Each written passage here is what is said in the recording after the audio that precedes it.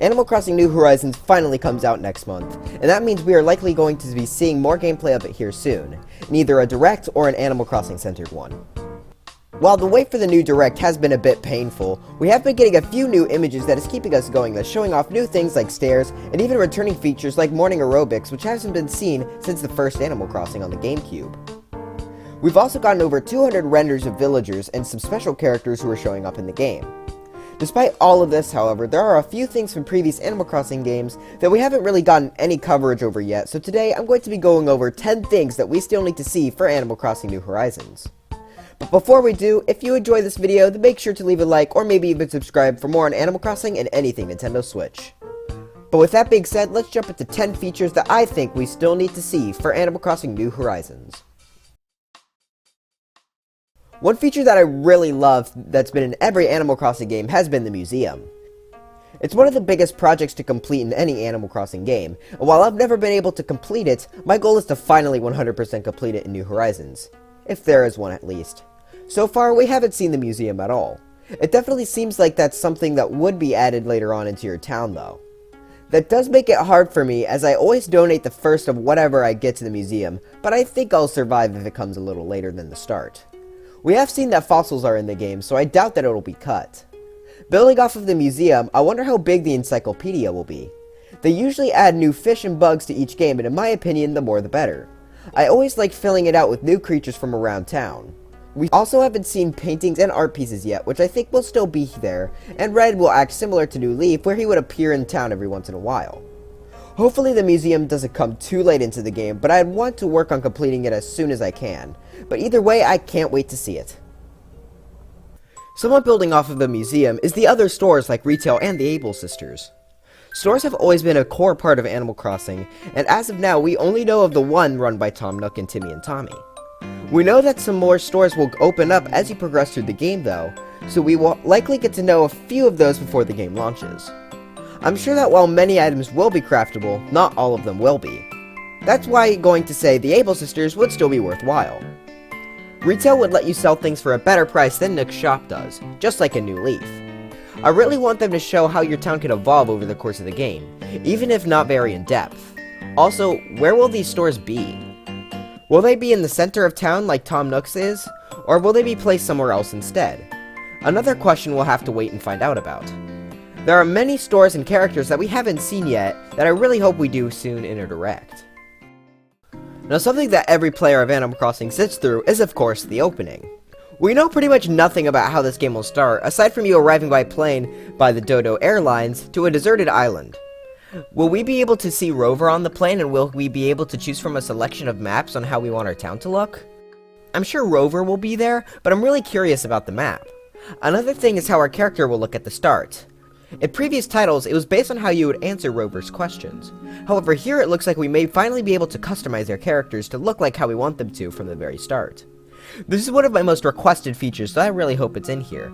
I can't remember if they confirmed it, I'm pretty sure they did, but I just wanted to mention it just in case they didn't. I'm sure they'll likely go into this in a Direct, as it is how you'll start the game, and it isn't really spoilery in any way, so there's not really a reason not to reveal it. One of New Leaf's biggest additions was the addition of the swimsuit. It allowed the player to go and catch around 40 new creatures and plants from the ocean floor. So far, however, we haven't seen it at all yet. It was a really cool addition, so I don't think it would be cut, but I could also foresee us not knowing until the game is released. It was a fun distraction, and since a lot of the things were available during most seasons, it felt like you could catch something new every time you went diving, despite it having the least amount of things to catch from the three main methods. I hope this is expanded upon rather than cut. Who knows, but either way, I hope it returns and is shown off. Now on to my favorite types of items and furniture, Nintendo items. These are basically the items that are based on other Nintendo franchises. I always like to deck out my house with these, so I wonder how they'll be implemented. In New Leaf, a fortune cookie was needed in order to get them, and in the other games, these items had unique methods as well. I believe that these won't be craftable, and instead will have to be gotten by some other method. I bet maybe you could upgrade Tom Nook's store, and then he would either begin selling them or sell fortune cookies again to get them. Since play coins don't exist on the Switch, maybe you could use Nook mileage points to get them. I love Mario and Zelda furniture, so I usually have a room dedicated to them in my house, so I can't wait to see if they're added. Maybe some new franchises from Nintendo could be represented as well, like Kirby, Pokemon, and Mother. I know some of these franchises have a slight bit of licensing issues, but they could probably make it work. I love collecting all the Nintendo-themed items, so I can't wait to see how they're added in. Also, hopefully they have a Dry Bones item to support him getting into Super Smash Bros. Ultimate as DLC. Kind of similar to the last one, we have Amiibos. It's been confirmed that Amiibos will have functionality in New Horizons, but what that is, we still don't know. Harvey has also been confirmed, so he may once again be connected to the Amiibos here. I feel that Animal Crossing New Leaf had some of the best Amiibo support out of any game that used them. The villagers and RVs that could come to town were really nice. I always liked Wolf Link, Epona, and the Villager Amiibos RV. They also gave you exclusive items and even allowed you to have one of those villagers move into your town. Wolf Link and pretty much all of the Zelda villagers are some of my favorite villagers, so I'd be very sad if they were to get cut. I also love the items you could get inside of the Villager Amiibo RV. Zelda and Splatoon were represented a lot, but not really any other series, so I think it'd be really nice to get some other characters. The Star Fox characters would be easy additions, maybe some other characters like King Dedede, the Duck Hunt Dog or Duck, Donkey Kong, and I think it'd be funny to get a villager based off a Mario power-up like the Penguin Suit or Frog Suit. I'm really excited to see what Amiibo will do in this game, and hopefully it's just as good, if not better, than how they worked in New Leaf. In Animal Crossing New Leaf, you were able to take a boat in order to get to an island where you could do many activities and catch bugs and fish you couldn't at home. The island was always in summer, so it opened up a bigger pool of things you could catch, say, during the winter. However, I'm unsure if it will return. The main game does of course take place on its own island, but ours is different as it's much bigger and it changes seasons and stuff. I'm just really curious if the island is going to make a return at all, or if it will come in a new form.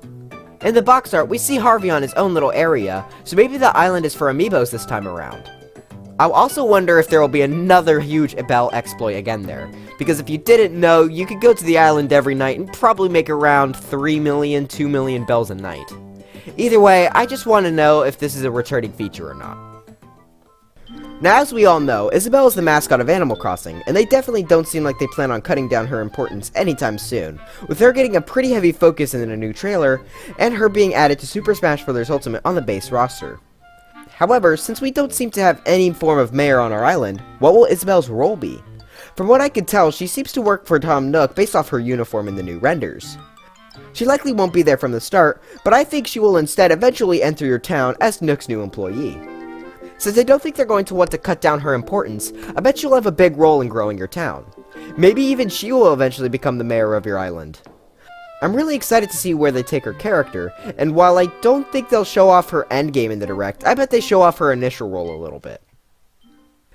This next one is a bit of what we have been talking about, and that is, I want to see some of these upgrades we can get to our island. I want to see if we will be able to eventually upgrade Tom Nook's store.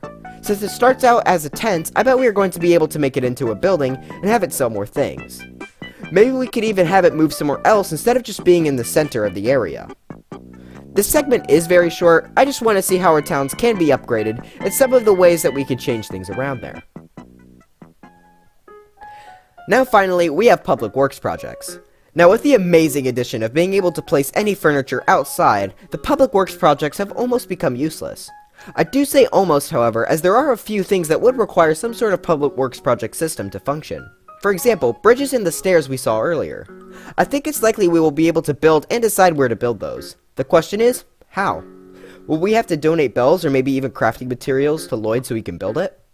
Who will we talk to in order to build these things? Bridges and stairs aren't the only thing, as some stores and store upgrades require the player to donate bells, so maybe we'll have to donate some to Tom Nook. I'm really curious to see how they update this system from New Leaf to New Horizons. But anyways, that's it for this video.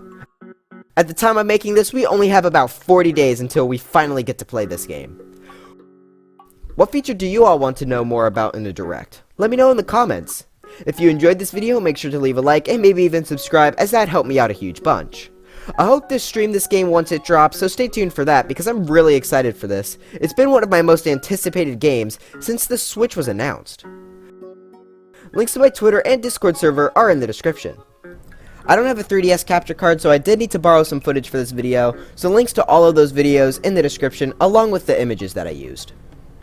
But anyways, I'll see you guys next time. Bye.